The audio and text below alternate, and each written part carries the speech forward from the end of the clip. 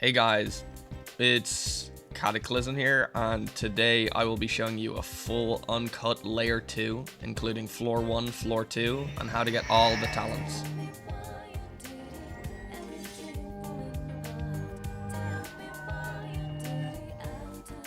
So once you load in, the first thing that you want to do is turn around 180 degrees and then go and follow my path here. If you have a bell, you don't need to do this and you can go another way, but presuming that you don't have a bell, you do need to go this way. This is a key to a door that you need to grab, so you just grab that and then you run back around this way. I'm playing this on a very beginner PvE build with 0 agility, so you should be able to follow along absolutely everything that I do. If you want the build, it will be in my Discord in the link below. It is very beginner friendly, and you probably won't die using it because it has so much fortitude. Alright, so you want to interact with this door and then go through it. Then you will be led out to the Etheronal Shrine Sanctuary. So before actually getting to Chaser, there's a few requirements that we need to do. The first one that you have to do, you have to get this spear thingy, the Etheron spear, and you need to give it to the Kier's guards, and then they'll give you Eyes of Etheron and remove a barrier that allows you to actually get to Chaser. And then a second one, which is kind of optional, which is getting the Union Hook talent from the Ignition Union base here. I'll be bringing you through a route to get both, because, to be honest, I would recommend getting the Union Hook because it is really useful. There are some Ignition hooks in the overworld, I'm pretty sure, and Eyes of Etheron allows you to see clearly during winter in Etheron and Eastern Luminance. So this is the Bone Keeper. It kind of has I think, I'm not sure how many attacks, but they're pretty simple. One of them's a parry. This one, I got hit by it here, but you just walk backwards, or you can dodge back like that. That's a jump attack, which I didn't jump. This build is just really tanky. Anyways, so what you want to do is you want to go through here, go through onto the right, go straight, and then hold to this ledge here. And you can go around the back, and then you can just climb up, and you interact with this generator, turn it on. This allows you to get into the Ignition Union base and get the Union Hook. It also removes one of the barriers required to fight Chaser and enter the caves with the Lost Diver in it. Anyways, I like to take this little shortcut here, because if you go into the cave, there's a chance you do get hit.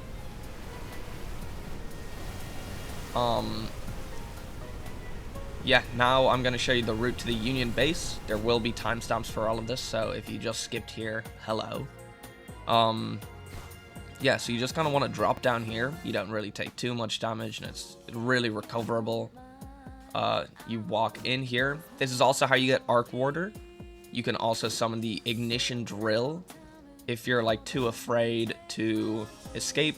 I'd interact with a lantern there so you don't get eaten by the parasites, and just exhaust this guy's dialogues. And same with this guy, just to spawn the drill in case he gets second thoughts about fighting Chaser. Next, I'm going to be showing you my simple path to getting the Spear of Etheron. This thing is going to be uncut, so there are going to be moments where I don't really have anything layer 2 to talk about. So I'm going to take this time and talk about what I want to do with the channel. This is not a full-time thing. I have a job, but I do enjoy making content a lot of the time. So I'm planning on keeping this up over summer and the next 4 years. Obviously with summer there's going to be a bit more content, and then over, I don't know, over September until next June, it's probably gonna be once or twice a month, to be honest, because I won't really have much spare time. Just refresh your parasites back there in that last lantern. Yeah, this is the first video of the summer. Hopefully I do get to my goal of 10k by the end of the summer. Honestly, not sure if I will. It would really help if you guys left a like and subscribed. So, once we get to the Furfire Caves, you want to stand here to remove the floor. Then you go left here until you see this glowing blue light, sorry. Then cross this. Those are parasites, do not step in them. Follow the blue light again, then go down here. I'd recommend having like an AoE mantra ready for these carbuncles. So I just used the Palebriar crit and tried M1ing them. Then just use Iron Rain and vented.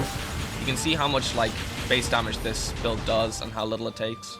So you can interact with the spear here and then just climb on back up. Then follow back the way that you came. Following the blue light. Then another blue light. You're going to have to wall jump across this section here because the platforms do disappear. Then follow this blue light here. Go through here. There will be either a bounder or a bone keeper at the end of this corridor. You can't just get hit because we do have the talent brick wall, which allows us to like not get knocked down by any mantras that do so. Yeah, it's a really good build. It will be in my Discord in the description below. I did get like a little bit lost here and I deviated from my usual route, but as you can see, it's really easy to find your way in layer 2 floor 1. You just kind of need to follow the blue lights. Not that one though. I went the wrong way here. Then yeah, see this gate? That means that you're going the right way. I just wanted to triple check. Yep, I know where I am. So I followed through the gate here, down right. You won't have to get the spear again if you're running another layer 2 floor 1. So just follow from the gate if you already have the spear. Turn around here. You can fight these guys. I decided to see if there's any good loot. These guys do drop chests which contain layer 2 floor 1 stuff. It's a great way to get an Evan spear. I'm very boosted here, as you can tell. This build is like the only reason that I was able to do this so easily, because it's so good for beginners. That's the best thing I can say. So there's a lantern here behind the door for you to refresh your parasites when you're going to the Furfire Cliffs. So you just go up here. This is actually where you get Bloodrend too. You interact with an NPC in one of these houses, I think. And then a bunch of guys will spawn, you fight them, you get Heartstar cores, and you trade them in for a Bloodrend potion. And that's how you unlock Bloodrend. But if you just speak to that guy, he will give you the talent Scion of Etheron, which removes a big blue like barrier. Then you just follow back the way that you came, and you go over this little like gap here, follow the blue, and you get to this barrier which was opened by that Kiersguard.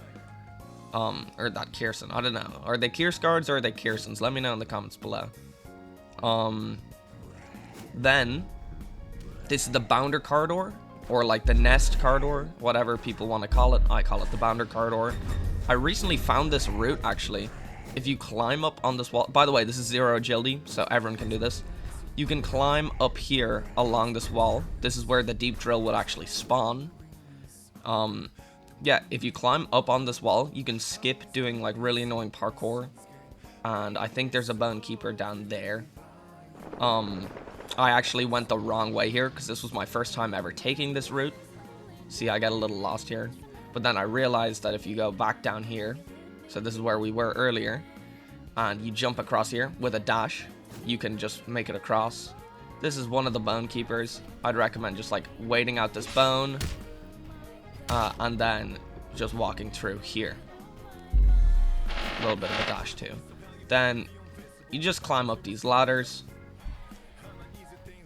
And we're already so close to Chaser now. There's only this guy, which you have to pass by. Then there is a union hook here, which you can take with the talent, or you can either just climb up there. It's just handier to have the union hook talent because it's free.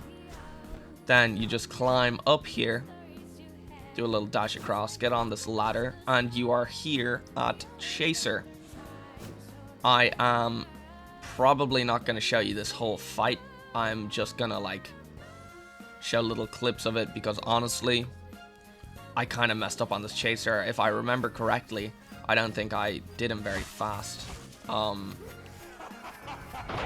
Yeah, so you just summon your turrets, and then, yeah, look, see, that's a dodge move. You're meant to dodge that one when you hear the violin. Those are triple parry. This, you just hold block, because they actually do no posture damage, but they mostly fall in the middle of the room, so unless you're in the middle, you can just ignore it. I got hit by it there, but see, I didn't get knocked down, I only got dazed. Parry those 3, and then I have a mantra that I can use to get that. If not, you just climb up the back. He will fall down after I knock down this last jar, and he does 1 attack. So now you just need to spam damage while he's down. See, I only got like a bar here, but this build trades damage for tankiness. I have, however, made another build that I will soon be making a video on. It's a much better PvE, adapted from one of Skipper Gripper's builds. Shout out Skipper Gripper. Yeah.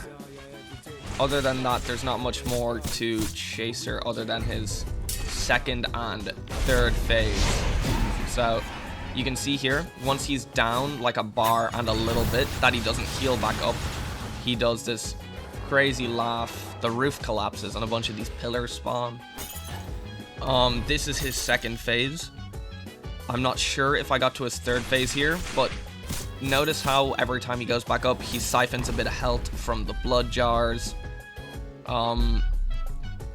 Yeah, once you break all of the jars, he will stop siphoning health, but instead attack like slightly faster. This is his 3rd phase. Yeah, I didn't really do a whole lot of damage here, but, you know, it doesn't matter because I'm still on, like, very high HP.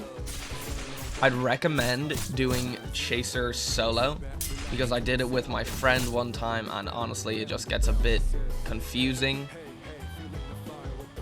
You can just do it 2 players, though, because it's not, like, as confusing as, like, say, Ferryman with 2 people. But I just recommend doing it solo. I'm probably gonna put this into double speed now. And while this fight is playing out, I'm just gonna say thank you to the 1,000 people who are already subscribed to me. Hopefully we do get a bit more for over summer, because I don't know, if I get enough, maybe I'd consider doing it full-time. Probably not, though, because that's not really sustainable. What if I fall off? What if there's someone who does it better than me, you know?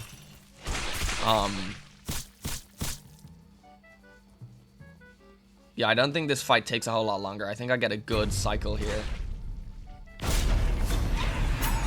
Yeah. See, Metal Rain is like the GOAT of PvE. It is genuinely like one of the best, if not the best mantra. Oxidizing Rush and Metal Rain are like incredible Iron Sing mantras. So I'd recommend getting them on like on this build and the next one that I am going to showcase. Also, if you're looking for help, you can actually join the PvE district. Let me just make sure that I'm saying that 100% right. It is, hold on, the PvE district. Yeah, it's a great Discord server that you can like join and get help with PvE. You can get tips. You can, they carry Elder Prima, they carry Enmity, they carry Hell Mode. I actually got W rank from here not that long ago, as you can see by my lovely green name in the top right. They helped me get my L mode, and everyone in there is genuinely just so nice. I'm pretty active in there, so you'll probably see me if you join. I just recommend you joining it if you're a new player or even an experienced player. So anyways, once you finish Chaser, you can jump into this white, I don't know what it is, I think it's goop, white little goop on the floor, and you go to the Kirsten Shrine of Arrival. You do keep your remaining time on the light hook, however, once you start the Scion of Etheron fight, you do lose all of that time. To complete and open the fight for Etheron, you need to activate these 5 pillars, and once you do that, you'll be able to like start fighting Etheron. You have only, I think it could be 20 or 15 minutes on the diver's watch. I'm just gonna verify that. And that is like a little timer for you.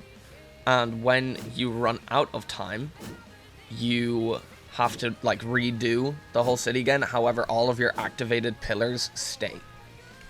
I have never had the watch, like I've never had it reset on me, but I'd say like if you took way too much time, it would happen. Let me just check layer 2, floor 2.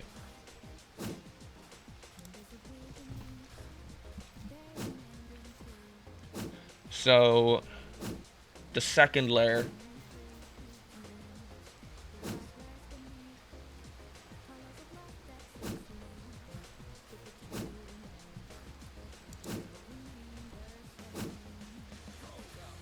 yeah, you have 15 minutes. That's what it is. You have 15 minutes. And once you finish that, you are teleported back to the entrance. So we've already done the first pillar, which is just on the outskirts. And now we are going to do the library pillar. That's what I call it, at least. I don't know if there's a different name for it. So this is the library. You have to have a certain code to like do the library. Like there's a certain amount of little things that you need to activate in a certain order, and I will tell you the order now. It is 1 2 1 2 2 2. Okay, I need to start saying that again. Oh my god. It is 1 2 1 2 2 2 1 2 3 1 4 2 3 1.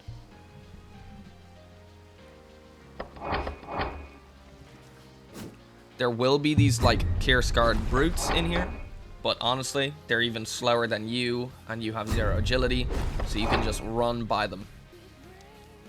Obviously the code, like if it says 1, you click it once. If it says 2, you click it twice. If it says 3, you click it thrice. And if you do it wrong, you will be teleported back. So like it won't be that you're guessing if you've done it wrong until you get lost into the library.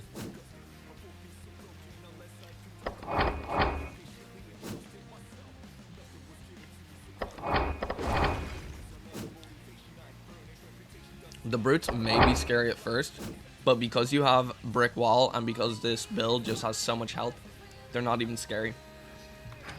This guy is, I forgot his name actually, but he gives you the monster mantras.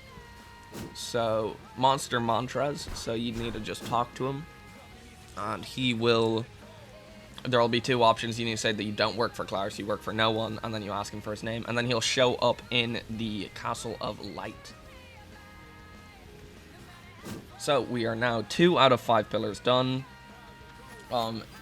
It says that I don't really have that much time left on my light hook, so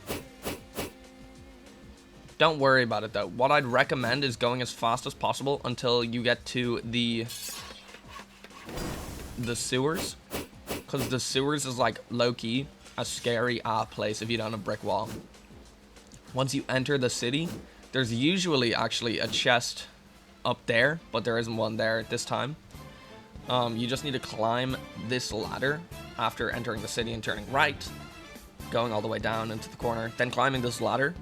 There sometimes will be a chest up here. Just make sure to loot 1 chest in this entire city. Activate this pillar. Then over here, we're going to the sewers now. There should be 2 Curse guards here. As you can see, my light hook ran out here. So I decided to kill them just to show how like easy it is with this build. I'm not even parrying or anything. I'm just maximizing my DPS. Didn't even get below 50%. So now you just jump down this hole, jump through that gap. You come down here, there's a chest there or there. I got it here this time, so I decided to go up and open it. So you click E and just loot all, and you get a bunch of medallions. These will be used later to trade with Claris or with Miserable for a strength and power boost. Once you come down here, there will be a chest in on the right. There could be one. All the chest spawns are random. For me, I got on the right.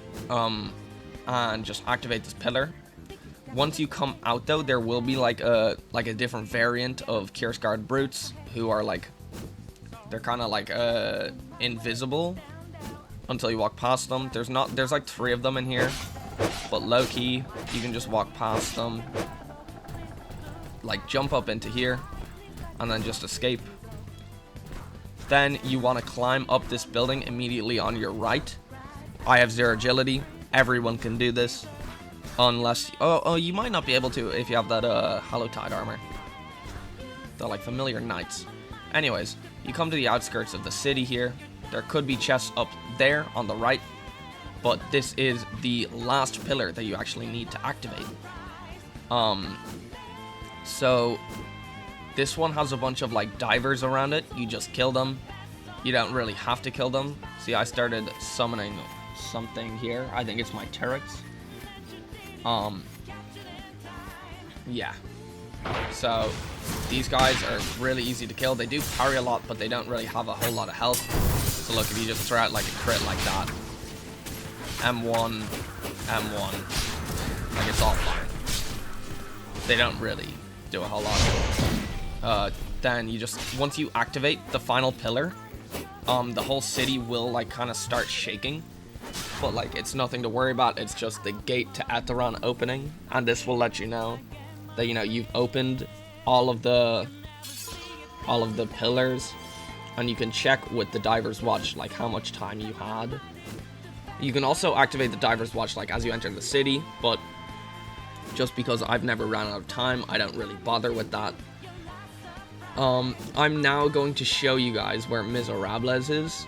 He is the guy that you trade knowledge with for Yunshil wishes. However, if you do not have enough, he will just instantly grip you. So just make sure that you have enough knowledge. You can see though in his dialogue if you have enough knowledge or not. So like the risk of dying to him is very slim, unless you're like dyslexic or dyscalculus, all that stuff. See, I went for option 1 for strength, but look, see, he says 35 shards will do. I don't have 35 knowledge, so I just click 2 to say no. And now I'm going to show you where Etheron actually is. Sadly, I know in this run, it pains my heart, but I did not one-cycle Etheron. So yes, I will be showing you the optimal route for Etheron. And then once he like breaks free, I'll show you like what you're kind of meant to do once, like if he breaks free. Actually, no, yeah, you know, we'll say that I didn't one-cycle him on purpose, so that I could show you guys what happens if you don't one-cycle him. Yeah, but it's honestly really simple. I would go as far as to say Etheron somehow is one of the easier bosses of this game, because honestly, he only has one attack to be like weary of, and that is his ultimate. Make sure that you do have willpower. If you do not have willpower, if you do not have sanity, bad things will happen to you, such as this. He's unpredictable. It won't come at you, it's gonna come at me. I'm shivering! Holy shit! Yeah, now that clip was really embarrassing. It was understandable though, because I had 0 willpower. I only had like 80 sanity. But make sure that you do have, I'm not talking about you need like 500 sanity. I'm just saying like have 160. I think I did a build that had 160, and I didn't become insane during like any of this. So this is actually the route to the Etheron arena. You just follow this little like handy path.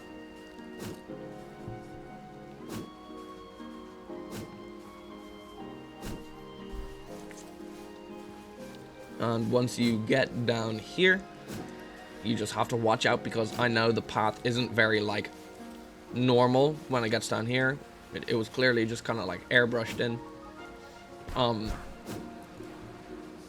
Yeah, once you get here, this is how you summon Etheron. You interact with this, spam 1, there's a bunch of dialogue that you can read, and then he says wake. So the optimal route to actually doing Etheron is going left. So you go left as soon as the fight starts. When he spawns the bones, you know, you can parry them, or you can just block them. I would recommend parrying. I was unfortunate enough here for the second attack to be the ultimate. You can either run and dodge if you have like ghost or high agility, or you can just parry it. It's actually not that bad. It will fire like now. You just spam F. You can even wait till you get hit like once, like until you get a tick of damage, and then spam parry, so that you don't get like posture broken. But it genuinely, if you just calm down and you look at it and you say, oh, this is just like Duke's attack, this is like Duke's ultimate attack, if you've done Duke before. He also will spawn, like this is really an easy fight, because he spawns health packs frequently that you can just kill for like, I don't know, 40%. The only bad thing about this boss is like the floor bounce that he spawns. He also does this too, where he slams a parry attack, and you can just attack him in this phase. This is how people achieve like a no cycle. However, it is like completely luck based if you get them like often or not.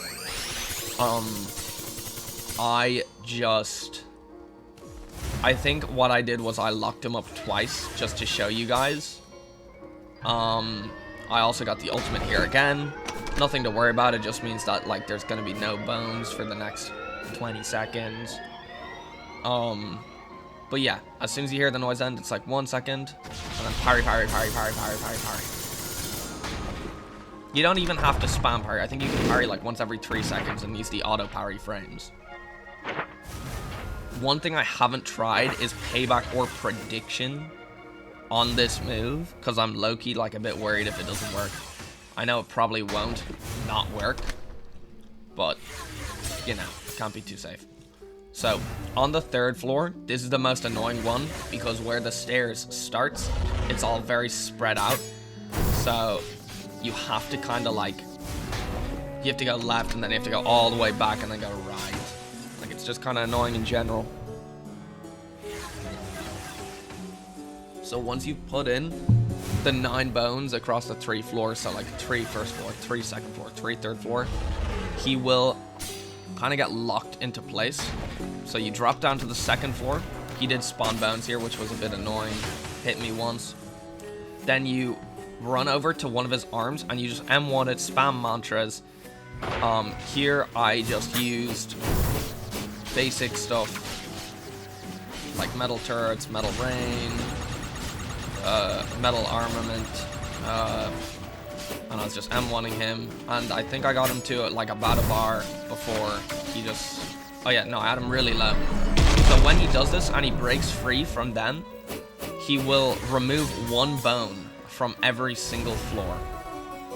So just know that you have to go down to the 1st floor, or you can just wait for him to slam. But once once he breaks free, yeah, you have to just redo the whole thing. I think I just waited for the slams here because he was so low. Which is like kind of a strat to do, but sometimes he can just get really unlucky and he will never try to like hit you. But look, here I got really lucky and I finally killed him. So you want to drop down and find where this door is. There will be a chest here. This is all of his loot. Here I didn't really get anything too important. I got the reciprocal bone charm, which allows me to visit the layer 2 with a relic. And now you have, I think it's 2-3 minutes to escape. And yeah, after you have that, you can just run. There are these white orbs, which are like space-time collapses.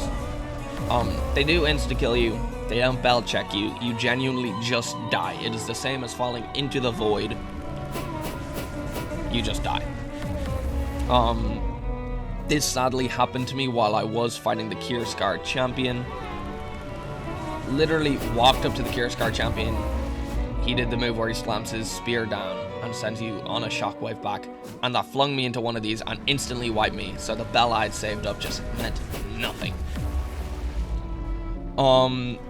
Yeah, so this is going to be a long video, so I doubt a lot of you guys are here. Maybe you're just watching to see the escape.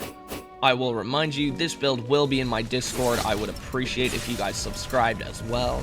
Even joining the Discord would be a great help. Sharing this maybe to one of your friends who you want to see Layer 2. And with that being said, you just get to this yellow light, and that is Layer 2 finished. You get Diver's Rep, however, I'm at max, so I don't get any. And that is Layer 2, Floor 1, Floor 2, fully explained in detail. Thank you very much. Please like and subscribe if you enjoyed this video, and let me know what other stuff you'd like me to cover. Thank you very much. See you guys.